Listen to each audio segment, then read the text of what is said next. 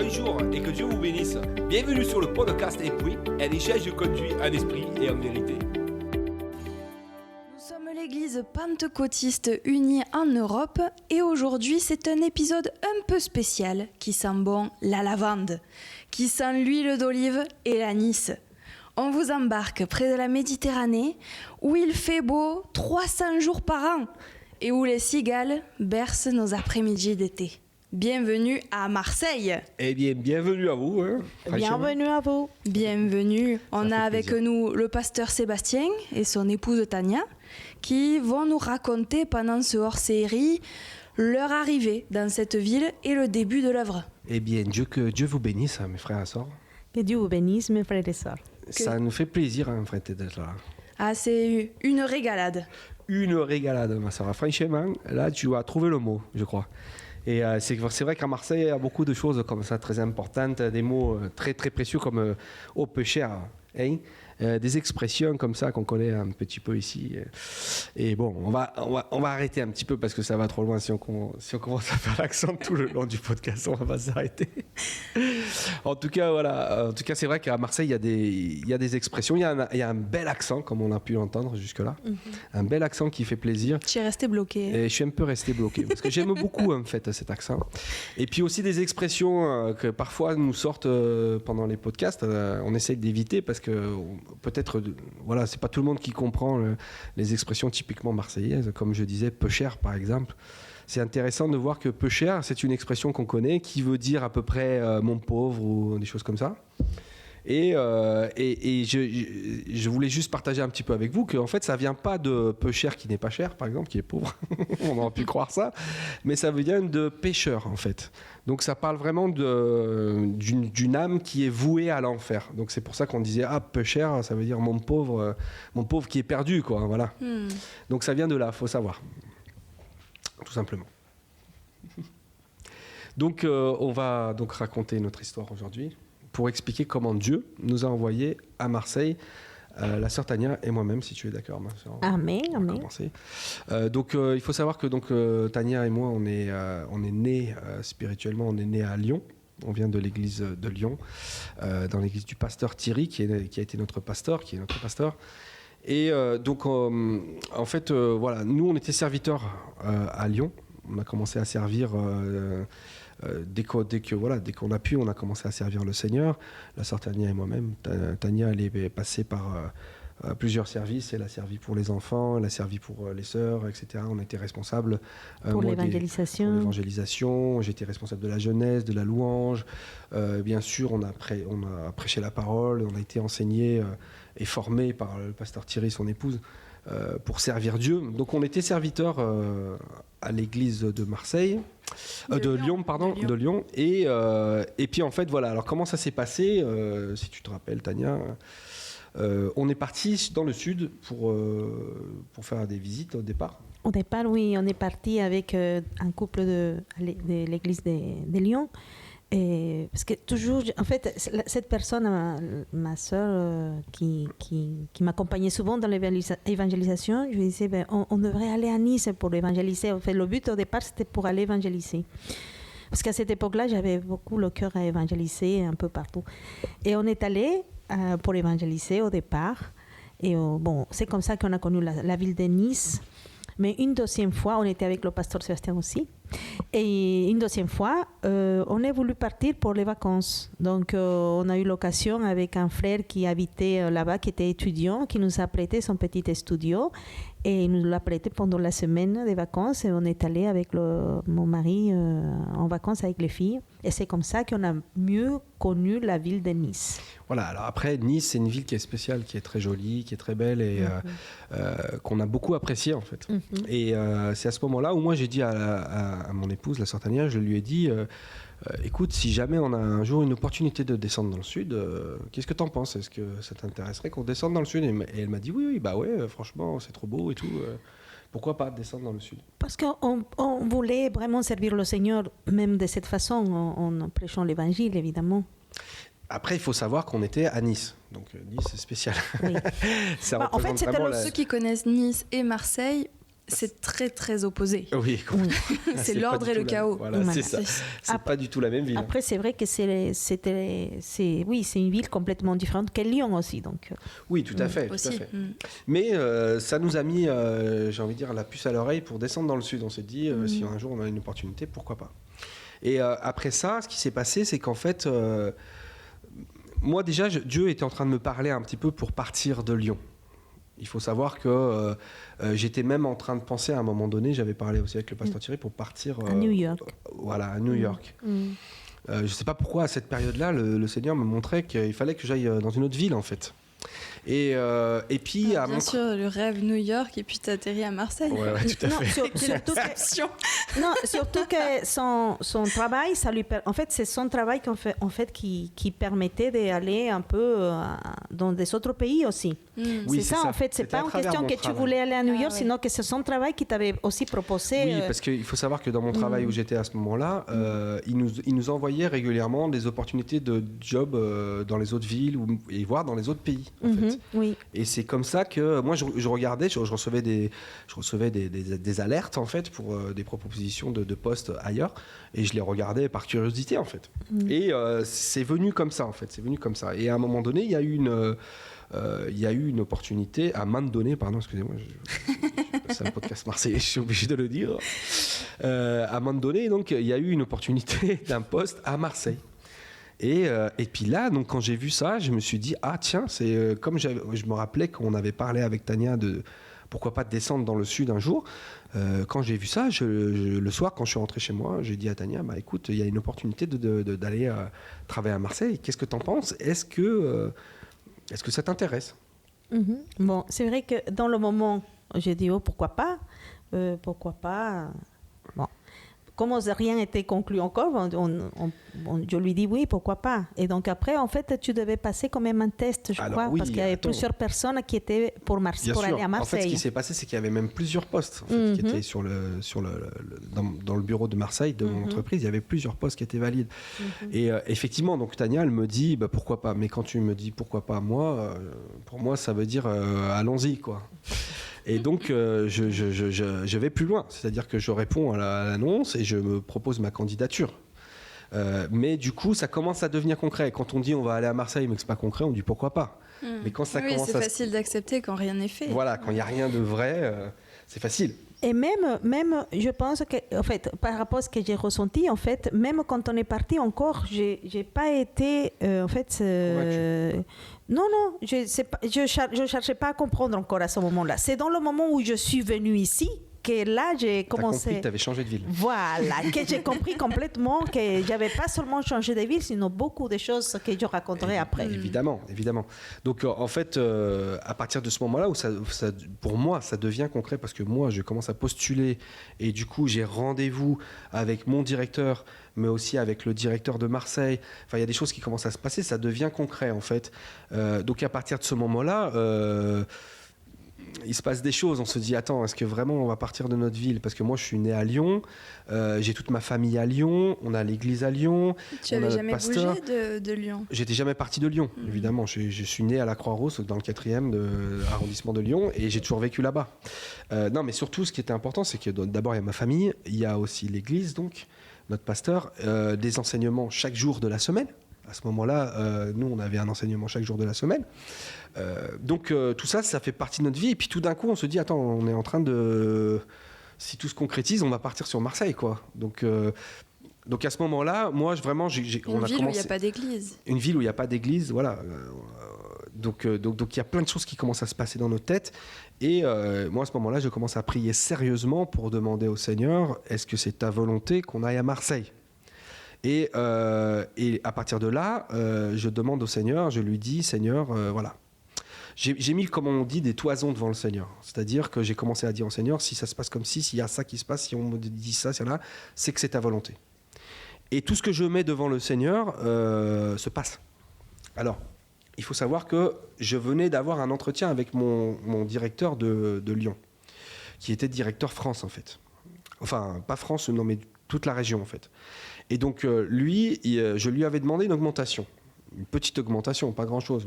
Et il m'a refusé catégoriquement l'augmentation en me disant que, voilà, en gros, il me disait que mon salaire était suffisant et que si j'étais pas content, en gros, je pouvais aller chercher ailleurs, quoi, carrément, mais qu'il n'y aurait pas d'augmentation. Donc, moi, je me suis dit, bon, bah d'accord, là, on me propose d'aller à Marseille. Donc, déjà, je vais demander une augmentation pour aller à Marseille. Et puis, je ne vais pas demander une petite augmentation, je vais demander tant. Je définis une augmentation et je commence à prier en demandant au Seigneur. Ça, c'était un exemple de choses que j'ai mis devant le Seigneur pour savoir s'il fallait que j'aille à Marseille ou pas. C'est dire, comme ils n'ont pas accepté même 50 € d'augmentation, je ne vois pas pourquoi ils vont me demander ce que je vais leur demander, parce que je vais leur demander plus que ça.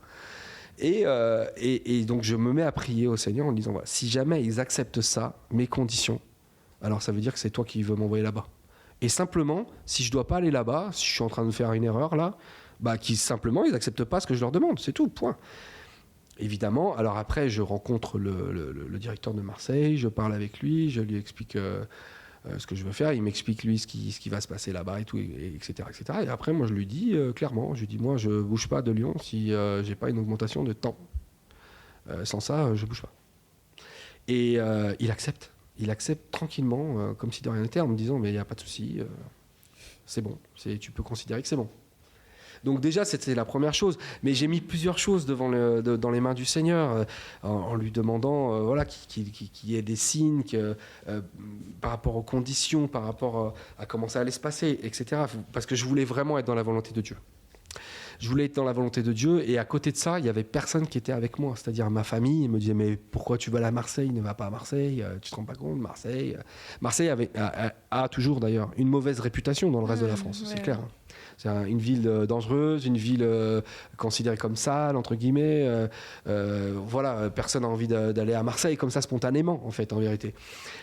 Donc tout le monde me dissuadait d'aller à Marseille. Et y compris même mon pasteur qui me disait, non, attends, tu vas pas partir là-bas, qu'est-ce que tu vas faire là-bas, il n'y a pas d'église. Aussi, voilà, je servais beaucoup à l'église, donc aussi, il ne voulait pas voir un serviteur partir. Et il y a 2 serviteurs, parce que Tania et moi, on servait tous les 2, quoi, activement. Donc, il me disait, non, on ne va pas là-bas, quoi. Donc, tout le monde était contre ça. Après, Tania, je ne sais pas si toi, tu peux dire à cette époque-là, à ce moment-là, quel était ton état d'esprit? Non, mon état d'esprit, c'était de suivre Sébastien. Parce que lui, il m'avait dit que ça vient de Dieu, donc bon...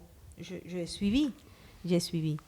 C'est-à-dire que moi, en fait, j'étais convaincu, parce que j'avais fait plusieurs prières comme celle que je vous ai expliquées, j'en avais fait plusieurs d'autres, je ne me rappelle plus exactement tous les détails, mais j'avais fait plusieurs prières au Seigneur pour lui dire, voilà, si ça se passe comme ça, c'est ta volonté, s'il y a ça, c'est ta volonté, et j'étais persuadé que c'était la volonté de Dieu. Dieu m'avait clairement répondu 1 fois, 2 fois, 3 fois, adjugé, vous voyez comment c'est. Et donc, ça se concrétise, et finalement, voilà, la chose, c'est... Je regarde où se trouve l'entreprise dans laquelle je vais travailler et je commence à chercher un logement, en fait. Un logement là-bas. Mon patron, mon nouveau directeur de Marseille me dit, tu viens, moi je te loge dans un appart-hôtel le temps que tu trouves quelque chose. Donc je pars. Aussi, à Lyon, on pose la dédite de l'appartement. Donc on a 1 mois. Ça, c'était au mois de février 2011. Oui. Donc on a 1 mois pour quitter l'appartement. Donc je pars tout seul à Marseille. Je commence à travailler. Je suis logé dans un appart-hôtel. Pendant ce temps-là, Tania et les enfants, ils sont à Lyon. D'accord ? Donc moi, j'étais bien à Lyon. J'avais tout ce qu'il fallait à Lyon, en fait. J'avais tout. J'avais ma famille, j'avais mon église, j'avais mes frères et sœurs. Comme je vous disais, j'avais une étude tous les jours. Et même mon travail, ça se passait bien. J'avais une chef à Lyon avec qui je m'entendais très bien. J'avais pas de problème avec ma chef, au contraire, on avait une bonne relation. Mes collègues, tout allait bien. Et puis là, je me retrouve à Marseille, et là, c'est le jour et la nuit. À mon travail, ça va pas du tout. Je me trouve également encore avec une femme comme chef, mais par contre, avec elle, ça passe pas du tout. C'est quelqu'un de méchant, quelqu'un de froid, quelqu'un de dur, et ça se passe vraiment mal. Je suis loin de ma famille, je suis loin de ma femme et de mes enfants, je suis loin de mon église, je suis seul dans un appart-hôtel dans une ville que je connais pas, où je découvre la différence. Oui. Parce que Marseille, comme tu l'as dit, ça n'a rien à voir avec d'autres villes, et notamment avec Lyon. Rien à voir avec Lyon. Un jour, je vais à l'épicerie, un soir, pour chercher du pain. Et je rentre dans cette épicerie et je cherche du pain, je ne trouve pas. Et je demande à une personne qui était là à la caisse, je lui dis, excusez-moi, est-ce que vous avez du pain? Elle me dit, du quoi? Je lui dis, du pain, est-ce que vous avez du pain? Elle me dit du quoi? Elle comprenait pas ce que je lui disais. Et je lui dis du pain. J'essaye d'insister pour lui dire du pain, quoi. Ouais. Et elle me dit du ping. Avec son accent marseillais très fort, elle me dit du ping. Et j'ai dit, alors là, j'ai éclaté de rire parce que ça veut dire dans vraiment un ce autre qu'on comprenait. pays, quoi. Voilà, elle avait pas du tout compris. Elle avait pas compris ce que je lui avais dit, quoi. Vraiment. Parce que l'accent est fort. Il y a certains, c'est pas tout le monde qui a l'accent marseillais, mais certaines personnes ont l'accent, c'est vraiment prononcé, quoi. Et du coup, elle comprenait pas ce que je disais. Donc voilà, j'étais dans un autre monde en fait. Et moi qui avais été persuadé par le Seigneur que c'était sa volonté de venir ici, eh bien là, je commençais à douter en fait. Je commençais à douter fortement. Et c'était dur, c'était compliqué. Et surtout, je trouvais pas d'appartement. Donc on a trouvé certaines choses à un moment donné où où Tania elle est venue nous voir, si tu peux raconter. Oui, en fait, normalement par l'entreprise de Sébastien, on pouvait avoir une possibilité de trouver des appartements. Donc je suis venue un week-end et pour un peu visiter des appartements. Donc on a visité 2 appartements, un dans le 8e arrondissement, l'autre c'est dans le 14e arrondissement. Non, dans le 15e arrondissement. Et quand on est arrivé là-bas, on attendait la personne qui devrait nous faire visiter cet appartement. Et il y a un homme qui s'est approché de nous et il nous a dit mais vivez pas ici, hein. Faut pas que vous vivez ici. Ici, c'est très dangereux. Ici, ça se vend de la drogue. Et donc tout de suite, moi, le monsieur est passé et continue à passer. Je dis Sébastien, ici, franchement, on ne doit pas vivre ici parce que ça, c'est Dieu qui nous envoie cet homme pour qu'il nous dise qu'il ne faut pas qu'on vive dans ce quartier-là, dans le quartier 15e. Et c'est vrai que l'appartement d'ailleurs était pas mal. L'appartement, elle était bien. Presque laissé convaincre par cet appartement. Voilà. Et surtout que, bien sûr, nous, on ne connaissait pas qu'est-ce que c'est le quartier nord, ni qu'est-ce que c'est le quartier sud. Vraiment, on ne s'est pas renseigné rien du tout de Marseille. Et c'est plus tard, après, qu'on sait que le quartier nord, surtout la rue de Lyon, tous ces côtés-là, c'est quand même délicat. Donc, et moi, quand je lui ai dit ça, Sébastien, on ne va pas vivre ici, parce qu'ici, ça va être dans cet appartement, parce que dans ce quartier, je ne vais pas amener mes enfants ici si c'est dangereux. Donc, j'ai reparti à Lyon. Et Sébastien a continué à chercher aussi seul un appartement. Évidemment, il nous manquait une semaine pour partir de l'appartement de Lyon. Une semaine. Ouais. C'était critique en fait. C'était vraiment un moment critique parce qu'on ne trouvait rien. Il n'y avait rien du tout. Il y avait une solution. C'est hyper court, un mois. Oui, c'était très court. Ça a duré un mois, un peu plus d'un mois. Un mois parce que tu es parti en février et il manquait une semaine pour arriver en mars parce qu'on est arrivé le 1er mars à Marseille. D'accord. Donc en tout cas, voilà, je ne trouvais rien. Il y avait juste un appartement mais qui n'allait pas du tout, qui était dans un endroit... Franchement, c'était vraiment pas bon. Et il était très très cher. Et on était résiliés à prendre cet appartement. Et n'oublie pas aussi que ton patron t'avait dit qu'il fallait partir. Hein. Mon patron m'a dit, voilà, maintenant, écoute, ça fait plus d'un mois que je te paye l'appart-hôtel. Dans une semaine, j'arrête de te payer l'appart-hôtel. Tu te débrouilles, il faut que tu trouves quelque chose, quoi. Il m'a émis un ultimatum. Et de toute façon, l'ultimatum, c'était Tania et les enfants, ils vont arriver. Parce qu'on en plus, on a posé la dédite, ils ne peuvent plus rester à l'appartement. C'était fini sur Lyon. Voilà, c'était fini sur Lyon, c'était prévu comme ça, ils vont arriver. Et là, j'avais absolument rien. Et honnêtement, pour moi, ça a été une période très difficile parce que je vous dis, le travail, ça allait pas. Ma chef, ça allait pas du tout. L'appartement, je le trouvais pas. Le temps qui passe et... Est-ce que tu as douté du coup de toutes les toisons que tu as mis devant le Seigneur ? Complètement. Franchement, honnêtement, il y a des soirs où j'étais chez moi, dans l'appart-hôtel, où je pleurais en me disant pourquoi j'ai fait ça ? Qu'est-ce qui m'a pris ? Quelle erreur j'ai faite ? Pourquoi je me suis mis à vouloir partir de chez moi ? J'étais bien. Qu'est-ce qui m'a pris ? Et il y a une chose aussi, c'est que moi, comme j'avais une étude chaque jour avec le pasteur Thierry, on avait toujours des choses à faire. Moi, je donnais une réfam aussi. À ce moment-là, je donnais une réfam chez moi dans la semaine, mais le pasteur Thierry donnait une réfam à droite, à gauche. On allait tout le temps. Et il y avait des cultes. Tous les jours, il y avait quelque chose, en fait. Et là, je me retrouve avec plus rien, quoi. Et donc j'essayais de me connecter avec Skype sur Internet, mais Skype, déjà c'est pas super, mais à l'époque en plus c'était très compliqué. J'essayais de suivre des études du pasteur Thierry sur Skype, mais ça coupait toutes les 2 secondes, c'était horrible, c'était ingérable, on pouvait pas suivre une étude, ça coupait trop, c'était terrible. Donc j'étais vraiment livré à moi-même, en plein de doutes. Par contre, il y avait une chose dans cet appart-hôtel, il y avait une sorte de pouf un peu rigide. qui me convenait parfaitement parce que je me mettais à genoux et je me posais dessus. Pour prier. Et c'était vraiment, ce pouf-là, il m'a sauvé en fait. Vraiment. Parce que c'était mon ami, quoi. Grâce à lui, je pouvais prier et je priais tous les jours. Je le voyais, je me mettais dessus et je priais au Seigneur à genoux dans cette chambre-là, cet appart-hôtel. Ce pouf-là, heureusement qu'il y avait ça dans le mobilier de cet appart-hôtel parce que c'était parfait pour moi, quoi. Et donc, le temps passant, j'ai commencé vraiment à m'inquiéter.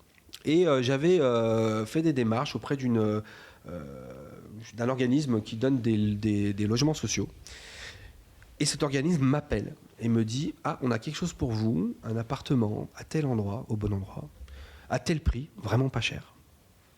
Et disponible tout de suite. » Alors moi je dis « Bah ouais, il n'y a pas de souci. Quand est-ce qu'on peut le visiter ? Bah, vous pouvez le visiter dès demain si vous êtes libre. Ok, demain, pas de souci, je vais aller visiter l'appartement, il n'y a pas de problème.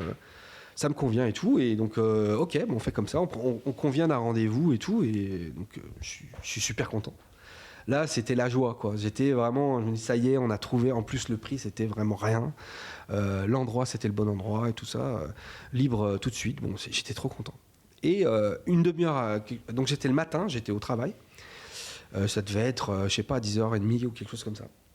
Une demi-heure après, je reçois un coup de téléphone de la même personne qui m'appelle, qui me dit « Oui, c'est moi qui vous ai appelé tout à l'heure et tout. Ah oui, pour l'appartement, pour demain. » Et elle me dit « Oui, alors je suis désolée, mais on s'est trompé. En fait, voilà. » Elle me dit « Il y a quelqu'un en fait qui est prioritaire sur vous. Donc on est obligé de donner l'appartement à cette personne avant vous. Donc vous comprenez, je suis désolé, je ne peux pas vous le laisser. Mais vous inquiétez pas, dès que j'ai quelque chose, je vous appelle et tout ça. » Donc je dis bon, ok, ça va, il n'y a pas de souci, tant pis, bah, appelez-moi bien si vous avez quoi que ce soit. Et donc je raccroche, et là, de la joie que j'avais eue juste avant, je me retrouve en bas de la cave. Ouais, encore pire. Je suis redescendu tout en bas et je me dis mais c'est horrible, quoi. Comment est-ce qu'on va faire, comment on va s'en sortir ? Et là, je suis vraiment très très bas, très très bas. Et à la pause de midi, je vais dans ma voiture, j'avais un sandwich à manger, je mange dans ma voiture. Et je ne sais pas si c'est moi qui l'appelle ou si c'est la sœur Sandra, l'épouse du pasteur Thierry, qui m'appelle. Mais je me retrouve au téléphone avec elle, je ne me rappelle plus qui a appelé l'autre. Et je lui explique ce qui vient de m'arriver. Je lui dis, voilà, on m'a proposé un appartement, puis une demi-heure après, on m'a dit que ce n'était plus pour moi. Et elle m'a encouragé en me disant, voilà, le Seigneur te montre juste que s'il veut, il te donne. Et s'il veut, il reprend. Mais comme Job, elle a dit, quoi qu'il arrive, qu'il soit glorifié. Tu vois. Amen. Et elle me dit, t'inquiète pas, il te montre qu'il est au contrôle et qu'il contrôle toutes choses et qu'il va te donner ce qu'il faut. Attends, ne t'inquiète pas. Aie confiance dans le Seigneur simplement et tu vas voir que tout va se passer. Et donc elle me remonte le moral comme ça, et elle m'encourage comme ça dans la foi et ça va. Je me dis, ok, elle a raison, elle a 100% raison. Dieu est juste en train de me montrer qu'il est là et que j'ai pas à m'inquiéter. Donc je suis bien et tout, et je finis cette journée tranquille. Et voilà, le temps continue à passer. J'ai toujours rien, donc je suis pas serein non plus. Et la personne qui m'avait appelé, bon, quelques jours après, ou je sais pas, elle me rappelle et elle me dit voilà, j'ai quelque chose à vous proposer, mais par contre, bon, il y a un petit problème, c'est que c'est pas un appartement, c'est une maison. Je dis oui, bah alors ça coûte combien ? Parce que du coup, moi, je veux bien, mais ça doit... Donc elle me dit, bah justement, c'est beaucoup plus cher et tout ça. Puis elle m'annonce le prix, mais attention, le prix me convient. Et puis surtout, c'est moins cher que l'appartement que je vous ai dit qui était horrible, que je voulais pas, qui était bien plus cher que ça et qui n'y allait pas du tout, quoi.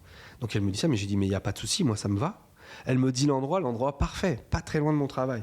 Alors c'est les quartiers nord, on ne connaît pas encore, mais c'est au quartier nord, mais c'est un très bel endroit en fait. Et il y a un petit bout de jardin et tout ça, donc je dis parfait. C'est un endroit privé, fermé. Alors c'était un endroit, un lotissement où il y avait plusieurs maisons.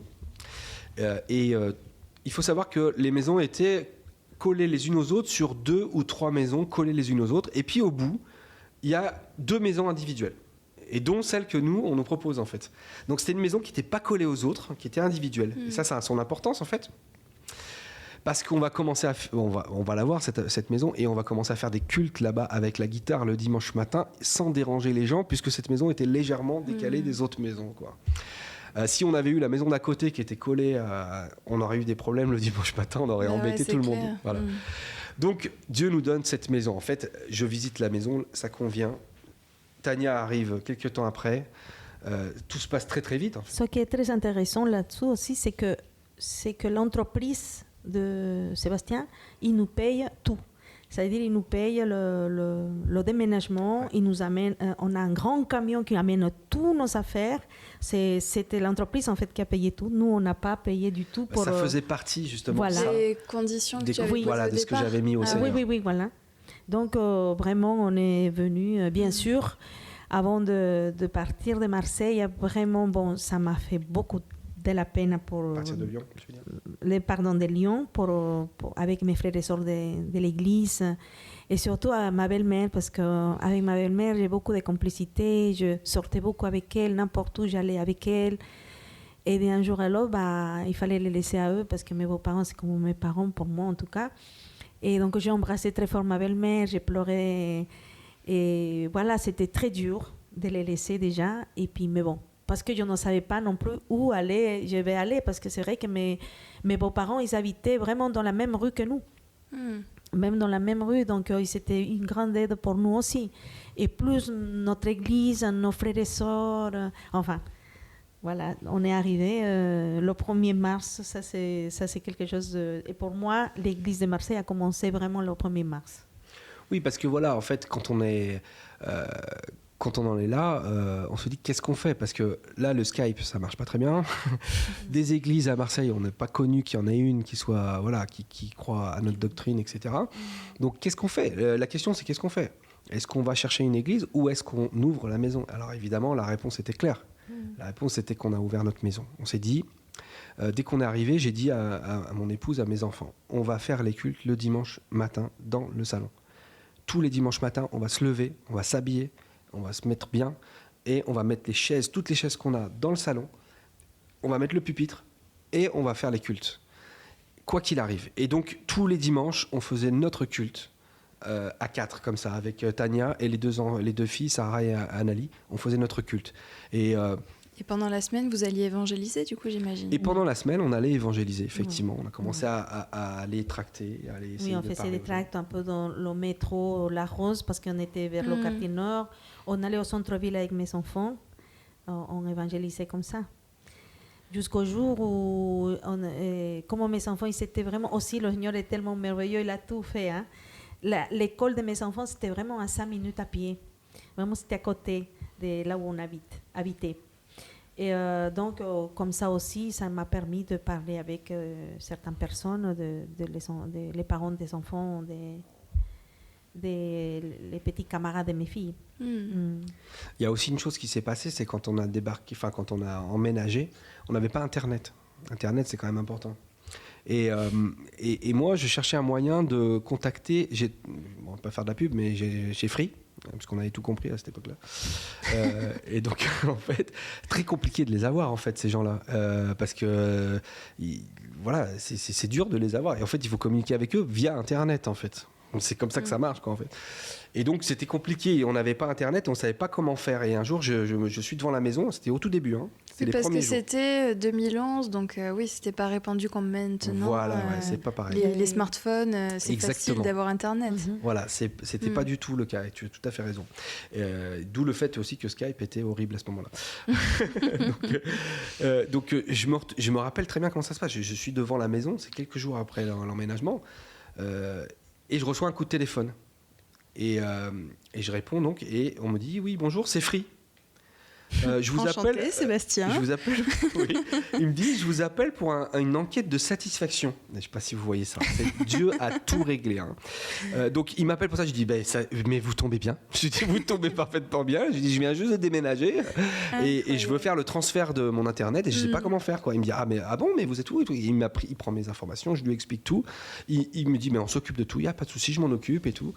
Donc en fait, je n'ai rien eu à faire. Incroyable. Parce que ils m'ont appelé pour me demander si tout allait bien en fait. Même pas à chercher, Dieu te fait appeler. Exactement. D'abord, ils m'avaient jamais appelé et ils m'ont jamais appelé par la suite. Jamais je n'ai eu un appel de Free à part ce jour-là.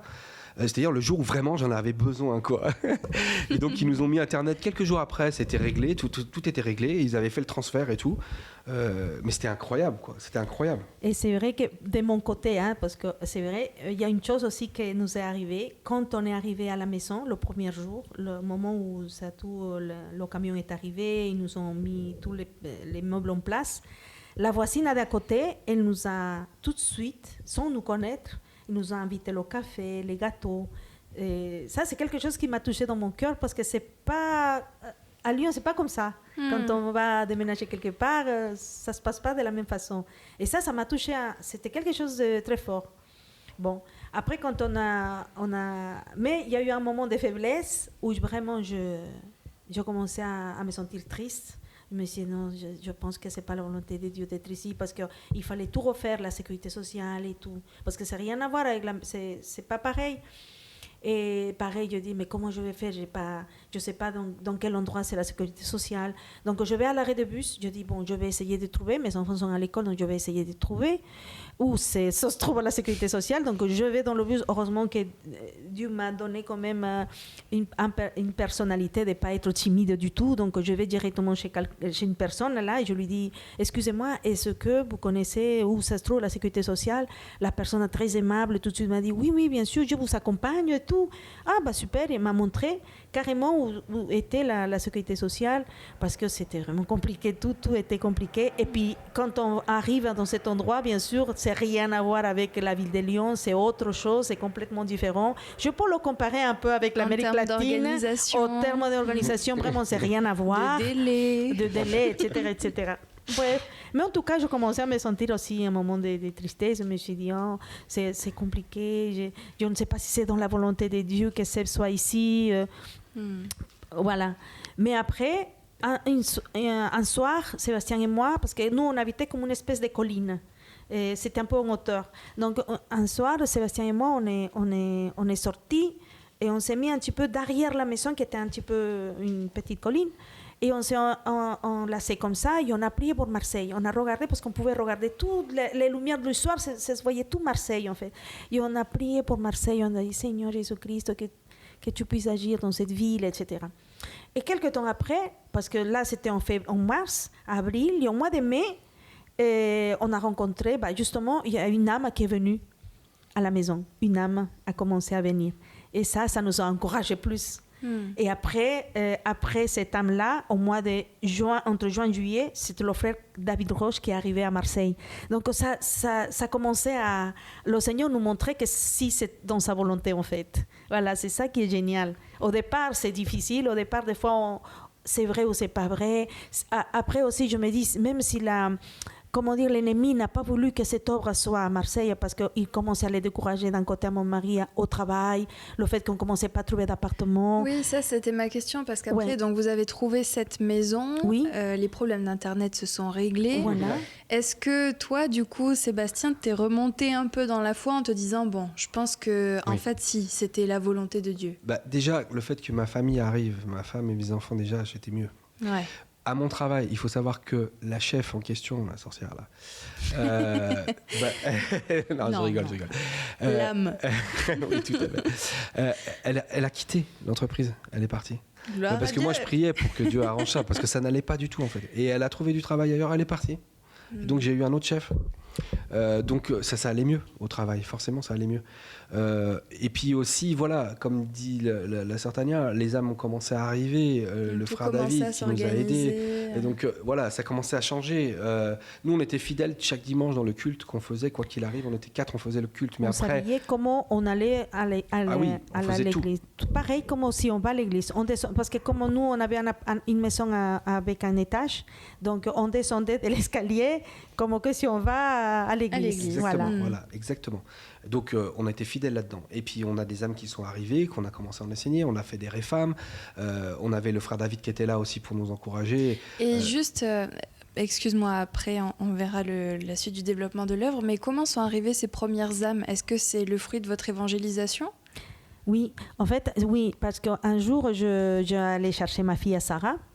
Et Sarah, elle était avec une petite qui est de là, sa maman c'est Léa, la personne qui vient, elle revient. Hein, et donc je parle avec elle directement parce que j'aimais bien évangéliser, donc je lui dis directement, je dis oui, voilà, et bon, je suis la maman Sarah, etc. Et elle me dit, excuse-moi, je cherche quelqu'un qui me garde mes enfants juste pour la sortie de l'école, je lui dis ça. Elle me dit ça, je lui dis bon, il n'y a pas de problème. Par contre, si elle voulait que je les garde, mais peut-être même les faire manger le soir. pas tous les jours, mais voilà, pour la dépanner. Et je dis, par contre, excuse-moi, mais par contre, nous, on prie avant de manger. Je vous dis ça parce que je ne voudrais pas vous déranger si votre enfant vous raconte ou vous dit voilà, que nous à la maison, on prie. Et avec mes enfants, elle me dit ah bah c'est super et tout. Voilà, donc si ça ne vous dérange pas, non, ça ne me dérange pas du tout. Et après, elle avait un fils un peu plus grand, un fils qui était beaucoup plus grand, qui était aussi au collège. Et là, je lui dis, oui, je commence à lui dire, ce que vous voulez, ce que tu veux, parce qu'après, on s'est tutoyé. Je lui dis, tu ne veux pas apprendre la Bible, savoir un peu plus de la Bible et tout. Elle me dit, non, enseigne-lui à Joari, que c'était son fils. Donc, elle me dit, bon, il n'y a pas de souci, bon, je vais amener la Bible et tout. Donc, on a commencé avec son fils, mais elle était là aussi. Mais on a commencé avec son petit à l'enseigner la ref. Et c'est comme ça qu'a commencé, en fait. C'est avec cette personne qui s'appelle avec Léa. Et Léa, en fait, elle et ses enfants, voilà. Donc, après, elle venait avec nous le dimanche, petit à petit. Et après, c'était le frère David Roche, évidemment. Mais ce qui est intéressant de Léa, c'est que Dieu l'a utilisé beaucoup pour nous ramener des âmes, en fait. C'est elle qui il nous a ramené une famille entière avec ses enfants. Et elle a ramené pas mal de personnes. Le frère Herzou, je crois aussi. Le frère Herzou aussi. Famille, le frère Herzou est arrivé. Voilà. Cette famille a ramené le frère Herzou. Après, le frère Herzou, pareil, il a rencontré le frère Jai. Donc, voilà, de Léa, en fait, il y a eu beaucoup de personnes qui sont venues. Donc, c'est comme ça. Dieu a multiplié et ça nous a encouragés. Pareil, le frère David aussi nous a fait rencontrer une personne. Voilà, la première personne qui était baptisée à Marseille. Voilà. Et autre chose aussi, il ne faut pas oublier, c'est que pendant tout ce temps-là, quand même, il y avait quand même le pasteur Thierry qui venait nous rendre visite pour nous encourager. Il y avait le frère Yann aussi qui venait nous encourager. Il y avait le frère Armand qui venait nous encourager aussi. Il ne faut pas oublier ça aussi, qui venait nous encourager. Et quand est-ce que vous êtes passé de faire ces cultes dans votre salon à faire des cultes dans un lieu dédié, spécial? En fait, comment c'est l'œuvre, en fait? Ce qui s'est passé, c'est que, voilà, comme on l'a expliqué, ça commençait à avoir du monde qui venait tous les dimanches. Donc, entre Léa, sa famille, cette famille-là, qui était assez nombreuse, en plus, il y avait des enfants, il y avait tout le monde, les gens qui étaient satellites, un peu, qui venaient là, on commençait à avoir beaucoup de monde le dimanche dans le salon. Le salon était rempli, quoi. Et donc, ce qui se passait aussi, ce qu'il faut dire, ce qu'on a gardé, c'est qu'après les cultes, on disait, bon, bah, vous restez, on va manger, quoi. Et on faisait toujours à manger. Et puis après, les gens, ils ont commencé à prendre l'habitude d'amener aussi à manger le dimanche. Donc, après chaque culte, on partageait la nourriture ensemble. Et ça nous est resté, puisqu'on a continué à le faire dans l'église tout le temps. Et donc, à un moment donné, le salon était plein, quoi. Donc, j'ai dit, bon, bah, voilà, j'ai dit à tout le monde, j'ai dit, mes frères et sœurs, il faut qu'on trouve un endroit parce que le salon devient trop serré. Et à ce moment-là, par la force des choses, tu étais devenu le pasteur de ces âmes qui venaient chez toi?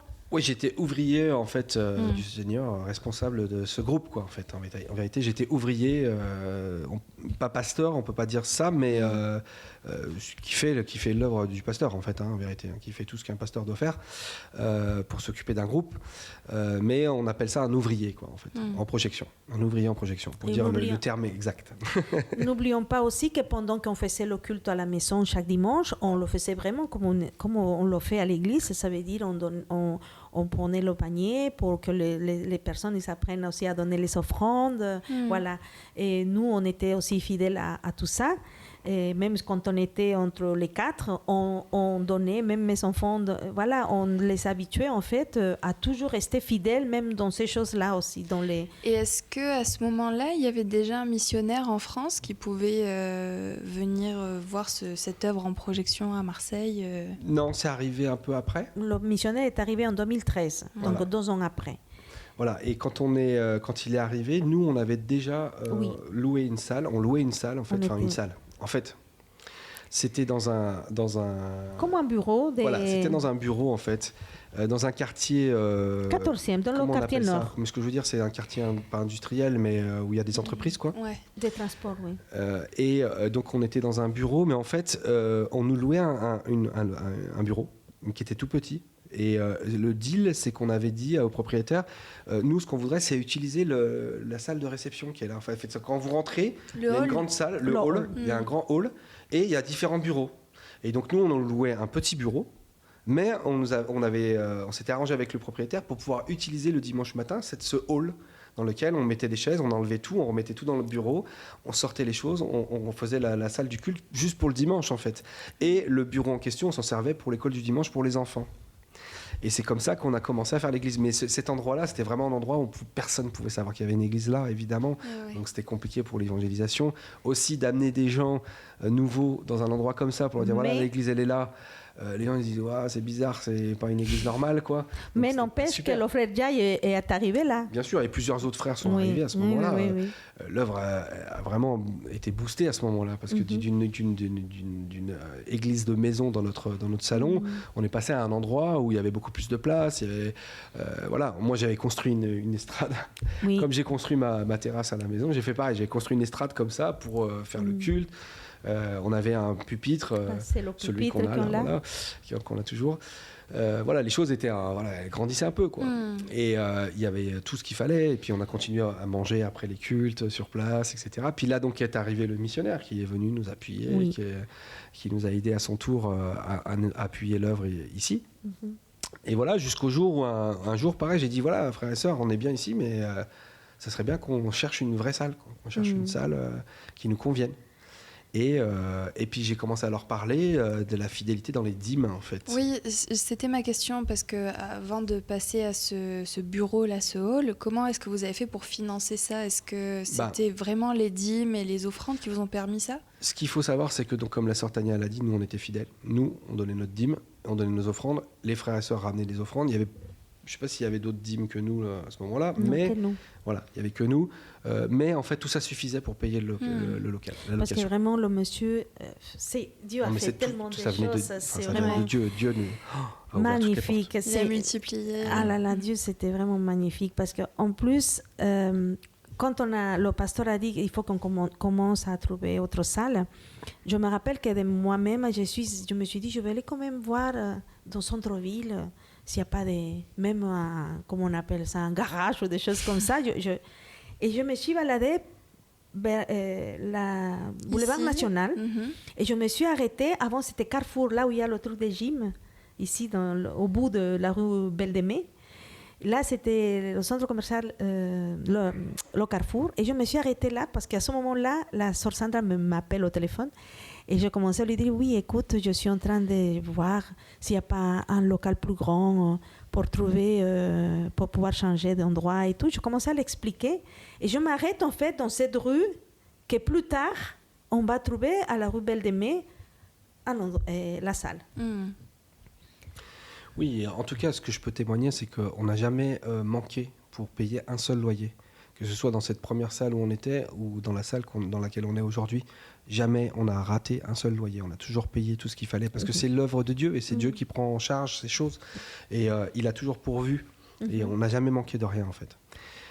Et ça, c'est très, très important. Après, la transition entre là où on était et la nouvelle salle, c'est que, voilà, moi j'ai parlé avec le peuple de Dieu d'ici en leur disant, voilà, si vous êtes fidèles avec vos dîmes, on peut partir. Parce que si chacun d'entre vous prenez au sérieux les choses et vous êtes fidèle dans les dîmes, on a de quoi changer de local et prendre un local à un certain prix par mois, certes, mais si on met tous l'effort et si on donne tous notre dîmes avec fidélité au Seigneur, on peut y arriver. Donc j'ai expliqué tout ça, j'ai expliqué la dîme, qu'est-ce que c'était, qu'est-ce que ça représentait, etc. Le pasteur Amiro Ativa aussi est venu à ce moment-là pour nous appuyer à ce niveau-là et pour expliquer aussi à tout le monde l'importance de la fidélité dans les dîmes et l'engagement. Et donc pas mal de frères de l'Église à ce moment-là ont pris leur décision d'être fidèles dans leurs dîmes. Ça a changé les choses. Parce que du coup, voilà, on avait de quoi faire et on a dit maintenant on cherche et Dieu va nous guider et va nous aider à trouver. Et c'est ce qui s'est passé. Et certains, bien sûr, peut-être que certains des frères, ils n'ont pas fait sa dîme, mais ils se sont dit, je vais donner tant chaque mois pour pouvoir payer la salle. Il y a une chose très importante aussi de savoir, c'est que quand on est parti de l'autre local, normalement, on devrait faire un mois de préavis. Ouais. Et lui, il nous a dit, vous pouvez partir quand vous voulez. Oui, donc même Pas ce eu de mois préavis. perdu. Sans préavis, il nous a remboursé le mois de d'avance. caution. Ouais, de caution. Et quand on est arrivé là, et pareil, le propriétaire il nous a dit, je vous laisse un mois vous gratuit pour vous installer et vous me payez à partir de tel mois, c'est-à-dire le mois d'avril. Incroyable. Et pas de mois Alors ça, d'avance si non c'est plus. pas Voilà, Dieu et qui pas, ouvre les portes, tu sais pas ce que c'est. Vraiment, le Seigneur nous a vraiment bénis, quoi. Oui. Clairement, Dieu était au contrôle, hein, comme avec l'Internet. Hein. Ça a été, il a été au contrôle tout le temps. Et en fait. c'est génial parce qu'après, les frères, là, déjà, même la sœur Amélie était déjà dans l'autre salle aussi. Quand on est venu ici, tout le monde était content, on a tout nettoyé. Vraiment, ça a été une bénédiction, tout ça. Ouais. Mais Dieu a été au contrôle tout le temps. C'est vrai Tout le temps, qu'on peut tout le regarder que, comme je dis toujours, c'est son œuvre, c'est ton œuvre, Seigneur, c'est toi qui fais les choses. Parce que nous, déjà, on n'a pas les capacités, on n'a pas les forces, on n'a aucun moyen et tout ça, mais c'est ton œuvre, c'est toi qui prends en On charge. n'avait jamais manqué de paiement. S'il y avait un frère qui arrivait, qui donnait sa dîme, mais qui pour X raison changeait de travail ou partait dans une autre ville, le Seigneur nous envoyait un autre frère ou sœur qui remplaçait. En fait, l'œuvre, c'est de Dieu. Nous, on n'est rien du tout, c'est le Seigneur qui fait tout. Amen, c'est lui qui édifie son église. Mhm. Gloire à Dieu. C'est vraiment un témoignage merveilleux. Est-ce que vous voulez rajouter quelque chose sur ce témoignage, sur la manière dont l'œuvre se développe même en France, en tant que maintenant pasteur ? Bah, écoute, nous aussi, on est en charge du groupe qui est à Nîmes. Juste un petit mot pour ça. Donc, qui est un groupe de maison actuellement. C'est-à-dire que la sœur Gloria a ouvert sa maison, qu'on fait les cultes dans le salon. Voilà, il y a du monde quand même. On est toujours une vingtaine de personnes. Donc, pour l'instant, nous, on est en charge. Donc, on ne peut pas faire des cultes trop réguliers, mais on fait au moins un culte par mois. Et l'œuvre avance. Et c'est pas seulement ici, c'est un peu partout.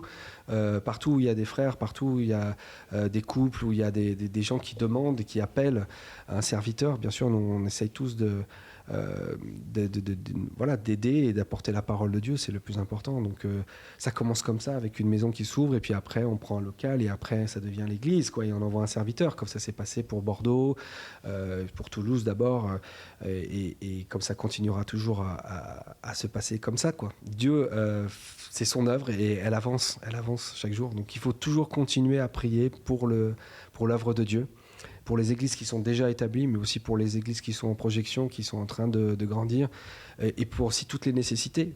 À chaque fois qu'il y a une famille dans une ville qui nous dit « venez nous aider, venez nous apporter la parole de Dieu, on est tout seul », c'est un appel au Seigneur, et c'est un appel auquel l'Église doit répondre, d'essayer d'appuyer chaque frère, chaque sœur qui se trouve à un endroit tout seul et qui ont besoin de la parole de Dieu. Et c'est comme ça que Dieu fait son œuvre. En tout cas, nous a envoyés à Marseille. Et Marseille, c'est notre ville maintenant. On est très contents. Oui, je viens à ma dernière question. Est-ce que maintenant vous vous considérez Marseillais quand même ? Oui, moi personnellement. C'était un oui réfléchi. Non. Un oui spontané.